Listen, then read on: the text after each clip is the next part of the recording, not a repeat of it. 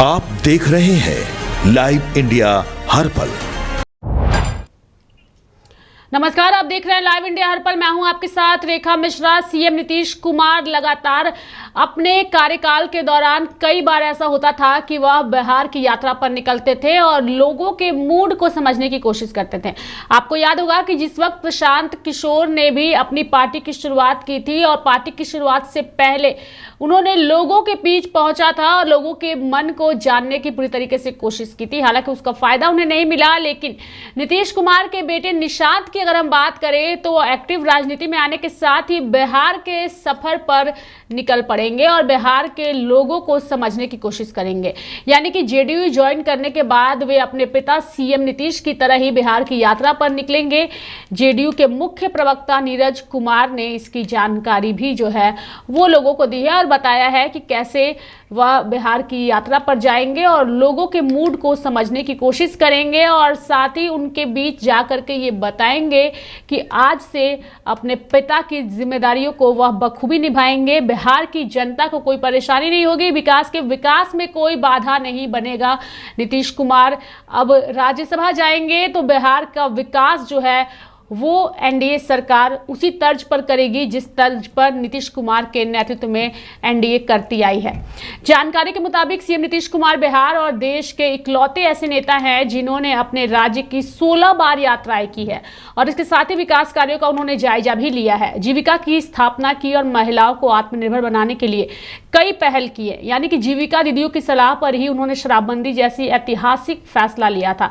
ऐसे में अब निशांत कुमार भी अपने पिता की तरह ही बिहार की यात्रा की शुरुआत करने वाले हैं और उन तमाम महिलाओं से भी मिलने वाले हैं और सभी के मूड को जानने की कोशिश करेंगे और साथ ही पार्टी संगठन के कार्यकर्ताओं से भी हर एक जिले में जो है वो मुलाकात करेंगे। संगठन को कैसे मजबूत करना है, संगठन को कैसे सुचारू रूप से आगे बढ़ाना है, इन सभी चीज़ों पर वह विचार करेंगे।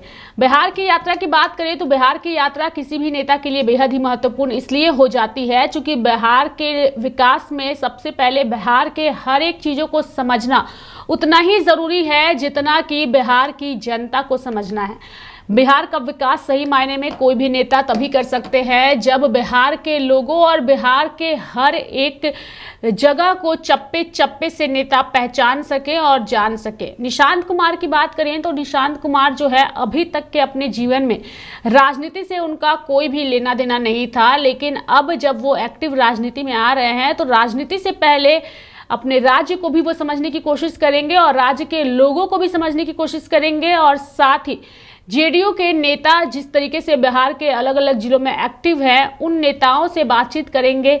संगठन को और कैसे बेहतर किया जाए, पार्टी को कैसे और बेहतर किया जाए, इस पर भी विचार विमर्श करेंगे।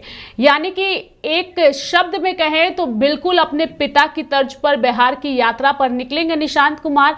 अब देखने वाली बात होगी कि इस यात्रा में किन किन चुनौतियों का सामना उन्हें करना पड़ता है और किस तरीके से आने वाली चुनौतियों का वह समाधान करते हैं।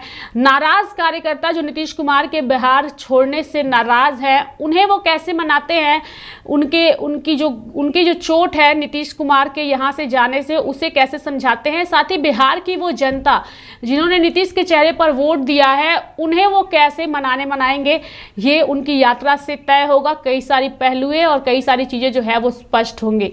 देखने वाली ये बात होगी कि ये आने वाली यात्रा कितनी महत्वपूर्ण होती है और आने वाली चुनौतियों से कैसे निशांत कुमार निकल करके सामने आते हैं।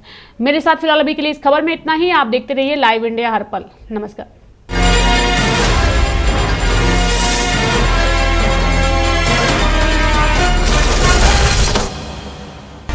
आप देख रहे हैं लाइव इंडिया हर पल।